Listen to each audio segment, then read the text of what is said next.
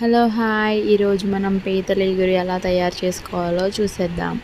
First మనం పీతలను తీసుకొచ్చుకొని వాటిని శుభ్రంగా క్లీన్ చేసేసుకోవాలి. వాటిని క్లీన్ చేసుకునే ప్రాసెస్ ఒకసారి చూడండి. అలా అన్నీ సపరేట్ చేసేసుకొని వాటిని పసుపు ఉప్పు వేసుకొని శుభ్రంగా క్లీన్ చేసి పక్కన పెట్టేసుకోవాలి.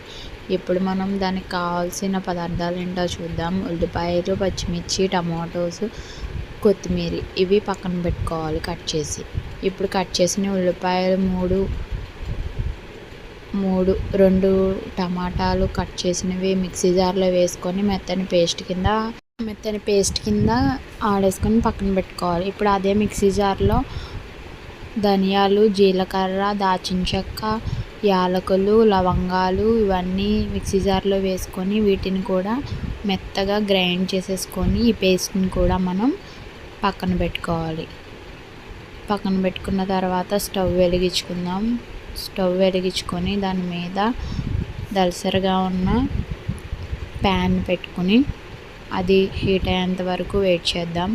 హీట్ అయిన తర్వాత దానిలో మనం ఒక 4 టేబుల్ స్పూన్ ఆఫ్ ఆయిల్ వేసుకుందాం. ఎందుకంటే పీతల కూరలో కొంచెం ఆయిల్ ఎక్కువే పడుతుంది. నీచు కూరలో ఆయిల్ ఎక్కువ పడుతుంది కదండి. ఇప్పుడు ఆయిల్ హీట్ అయ్యేంత వరకు వెయిట్ చేద్దాం.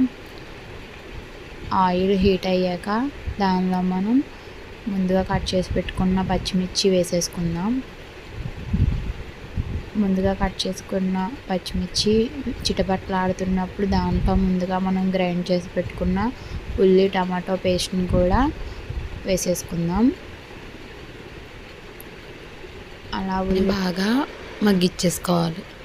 అలా బాగా ఆయిల్ పైకి తేలుతున్నప్పుడు ఇప్పుడు మనం దాంట్లో సాల్ట్ వేసేసుకొని బాగా ఒకసారి మిక్స్ చేసుకోవాలి. ఇప్పుడు ఒక టేబుల్ స్పూన్ ఆఫ్ అల్లం వెల్లుల్లి పేస్ట్ వేసుకొని బాగా పచ్చి వాసన పోయేంత వరకు మగ్గించుకోవాలి. ఇప్పుడు దీనిలో మనం పసుపు, 1/2 టేబుల్ స్పూన్ పసుపు, 2 టేబుల్ స్పూన్ ఆఫ్ కారం వేసుకొని ఒకసారి బాగా మిక్స్ చేసేసుకోవాలి. అలా ఇది కూడా పచ్చివాసన పోయేంత వరకు మిక్స్ చేసేసుకొని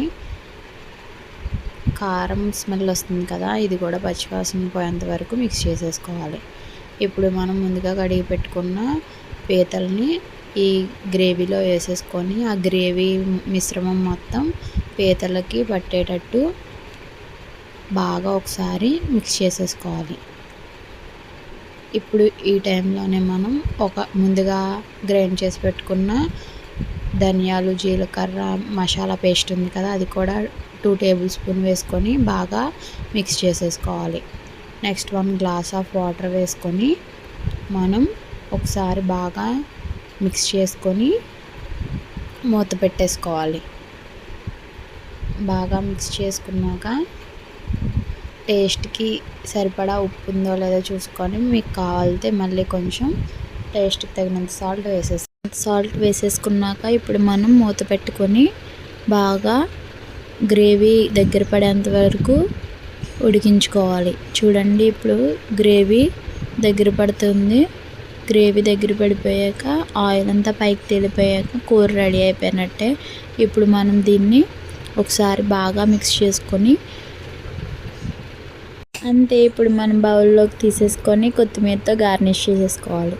అంతే, గుమగుమలాడే పీతల కూర ready. Please subscribe my channel. Thank you.